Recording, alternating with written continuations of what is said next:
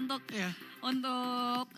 Swelo itu sendiri ya. Bisa dibilang ini satu hero yang tricky banget ya. Berarti kalau ada di lose condition, ini jadi serba salah. Dia mau ngangkatnya mau ke area mana. Karena cenderung ketika berada di lose condition, Lantern Flame yang dia miliki itu bisa jadi batu sandungan tersendiri untuk tim yang berada di hal tersebut. Tapi jempol nampaknya sudah terangkat. Menandakan harusnya problem isunya udah tersolve nih, Ji. Oke, so ini dia, sebentar lagi kita akan melihat bagaimana permainan game kedua dari Fnatic Onyx melawan Rebellion di esports.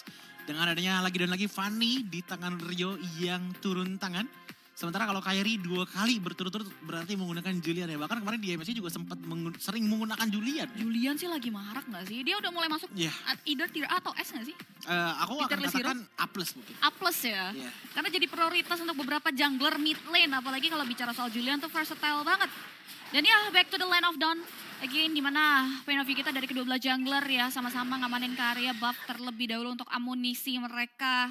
Dan lihat bagaimana pola rotasi dari kedua roamer, nampaknya satu visi ya, dia langsung mengarah karya gold. Tapi kalau kita ngomongin masalah dari segi draft power ya, untuk kapan momentumnya ada gitu. Dan lihat saya sekarang dari Kairi dengan udah level 3, potensi sudah terbuka semua. Ini ngebuat early power lagi dan lagi cukup kuat di tangan Fnatic Onyx. Dan begitupun juga dengan adanya Edith di area XP lane. Level 2 aja udah cukup itu untuk megangin teman-teman dari Rebellion Esports dengan cukup lama. Nah, kalau kita ngeliat dari player emblemnya, kelihatan banget ini kayaknya Edith akan ditujukan damage menjadi damage. Swift di sana. Dengan adanya Swift ya, apalagi dengan Brave Smite. Sementara kalau kita ngeliat ke arah Shushin ya, ini ngambilnya ke arah agility ditambah dengan tenacity. Jadi lebih ke arah ya udah maksimalin ya, itu ke arah sisi potensialnya. Ya lebih ke area tersebut ya untuk ngasih support nantinya.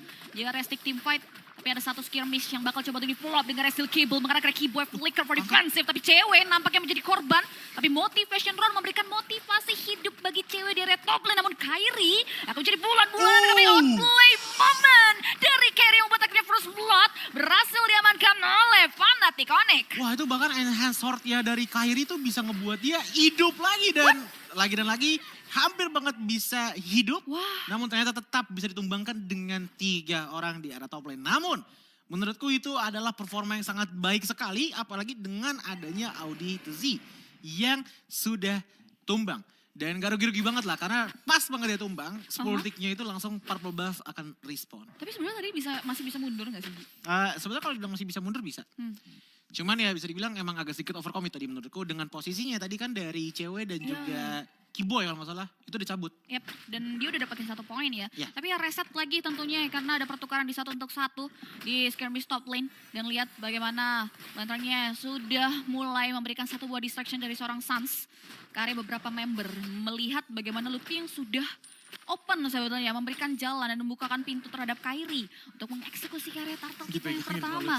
Bener-bener dipegangin dan nampaknya tidak akan ada kontestasi di Turtle kita yang berhasil diamankan oleh Fnatic Onyx. Tapi emang begitu ya, untuk Fanny agak tricky di Turtle pertamanya, jadi mendingan dilepas aja. Fokusnya ke arah jungle terlebih dahulu. Karena walaupun dari Kairinya pun sudah tumbang.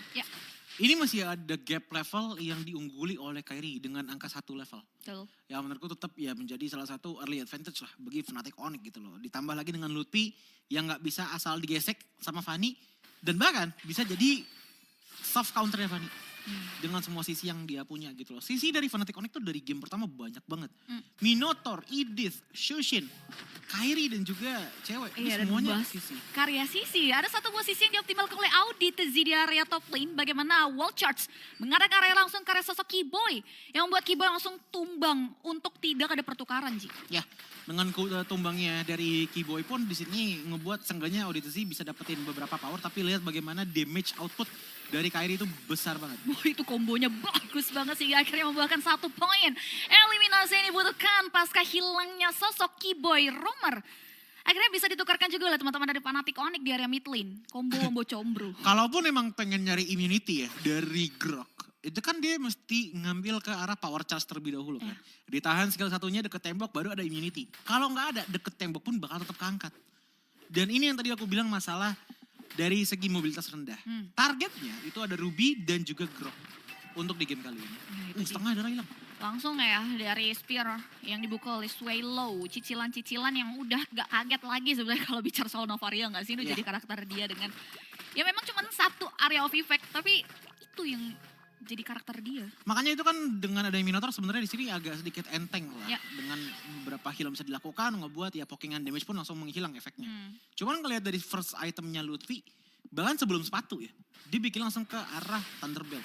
Lihat bottom lane. Iya benar-benar mengarah ke area potensi damage yang bisa ditorehkan. Ya. Ada satu buah gerakan tadi di 1v2 situation, tapi nampaknya Cars menindaklanjuti dengan mundur. Meanwhile, di area sisi lain, ada satu pemain yang harus tumbang, Wegener Jungler. Dari Rebellion Esports hilang untuk nothing. Sedangkan Fnatic Onyx bakal coba untuk mulai meringkus ke area objektif turtle yang kedua yang kembali free untuk tim Fnatic Onyx. Gameplay yang pelan sebenarnya dari kedua belah tim, namun dari segi pertukaran demi pertukaran, mikro-mikro yang didapatkan dari ya yang kecil-kecil tapi kalau ditumpuk jadi penting. Team fight yang oke, 1 poin kill abis itu ngapain? Yeah. Turtle. 1 poin kill abis itu ngapain? Plating. Yep. Tinggal gimana caranya untuk melakukan push ke arah turret. Kalaupun emang pengen push ke arah turret, Fnatic Onyx dari tadi masih memegang zona mereka dengan sangat-sangat aman dan juga nyaman berkat combo Suns dan juga Kairi. Iya, lihat bahkan kalau kita lihat dari Fnatic Onyx XP mereka aja bener-bener fleksibel dan mainin mobilitasnya banget loh. Dari tadi rotasi coba untuk mulai dilakukan dan mempersempit lebih tepatnya membuat Rebellion Esports ruang geraknya tuh terbatas banget. Ini baru menit 5. Tapi mereka udah mulai melakukan invasi terhadap Purple Buff yang dimiliki oleh Rio.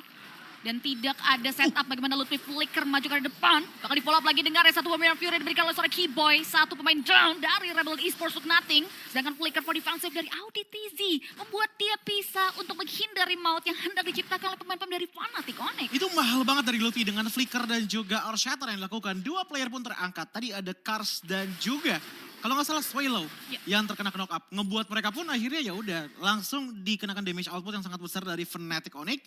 Apalagi dengan Suns yang kebetulan dengan area sempit seperti itu. Dan area ultimate yang sangat-sangat besar.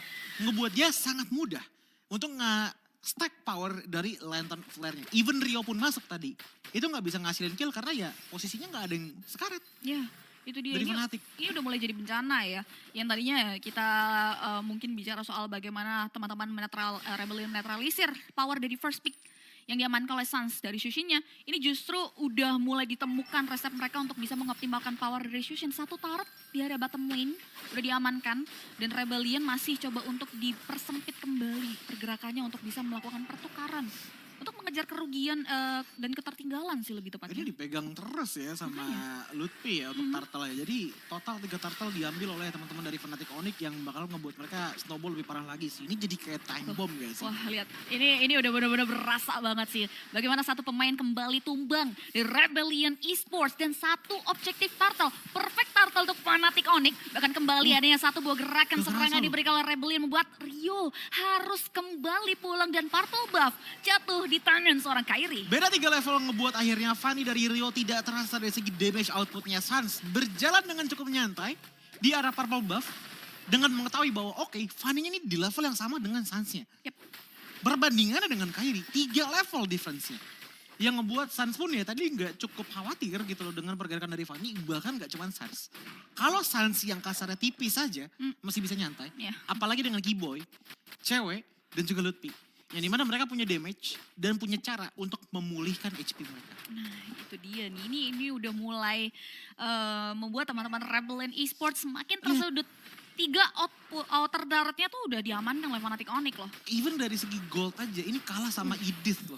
Asli. Dari Fanny-nya, beda 800, 800 lah. 800 ya, ini benar-benar dibuat tidak berkutik. Bagaimana Fnatic Onyx kembali menghantui pergerakan dari Rebellion Esports. Orange buff diamankan. Lagi-lagi ada 1 pool lantern flare yang dioptimalkan dengan area power dari Flicker Mirror Fury Healing Spree. Berhasil diamankan oleh Gilak Suns dan bahkan Rio masih bisa mundur dan Audi TZ di kali kedua berhasil menyelamatkan nyawa namun tidak dengan Cars dan juga Matt. 2 pemain tumbang untuk nothing. Tertarik dengan adanya lantern flare membuat akhirnya Cars pun harus ditumbangkan. Dan bahkan dari segi pasif turretnya pun ini dipecahkan 2 untuk di arah top dan juga di arah mid lane-nya.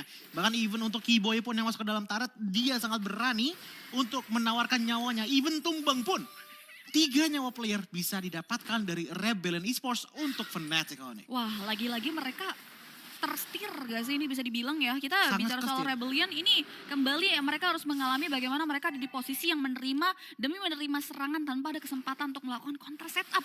Bahkan setup dari Audit Z aja terbatas. Beberapa kali kita lihat wall charge atau flicker itu digunakan untuk defense loh Ji. Makanya aku suka banget dengan Fnatic Onyx yang sekarang tuh lebih ke arah go with the flow, tapi bukan flow dari mereka. Flow-nya itu dari Ini sifatnya. Suns bener-bener gila, Iya. Suns dia sendirian loh, like literally sendirian ada di area garda depan. Nyaris ditumbangkan oleh Rio, tapi ya Rio dengan banyaknya power yang keluar dari Fnatic Onyx untuk dirinya, ini sulit juga untuk mengeksekusi Suns. Bahkan lihat tuh dari segi Bloodwings ditambah lagi dengan power dari Lord ya, Suns pun gak terasa terkena yang namanya Astral Meteor datang dari Novaria gitu loh. Yang aku suka adalah Fnatic Onyx bermain dengan sesuai temponya gameplay. Kalau nggak ada Lord, mereka mainnya nge-push nyantai. Mereka nggak ada tuh invasi yang bener-bener dalam banget sampai ke dalam turret. Kecuali tadi momennya pas banget ada keyboard. Asli sih. Kalaupun emang nggak ada, ya udah balik kemana? Jungle.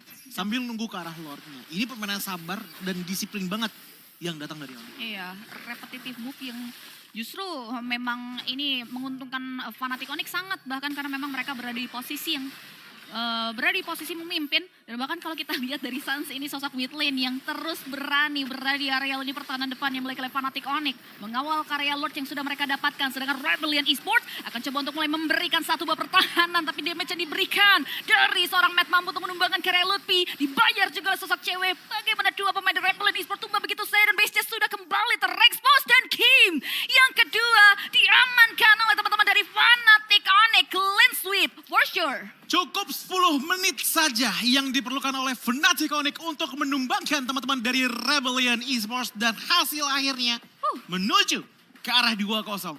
Fnatic Onyx dari game pertama bermain dengan sangat dominan, dan bahkan dengan surprise pick mereka di first picknya menuju ke arah Shojin, membuktikan bahwa ini hero yang sangat berpotensial, walaupun dari segi damage output bisa dibilang gak begitu spesial. Ya. Dibandingkan dengan Zas, dibandingkan dengan Novaria ataupun Hive. Ini baunya MVP Suns lagi gak sih? Bisa jadi. Ini bener-bener ada di posisi yang dimana dia itu rentan banget buat terpick off. Tapi ketika ada di winning, ini yang kita bicarakan di awal ya. Shushin ketika ada di winning condition tuh bener-bener jadi bencana buat tim lawan sih.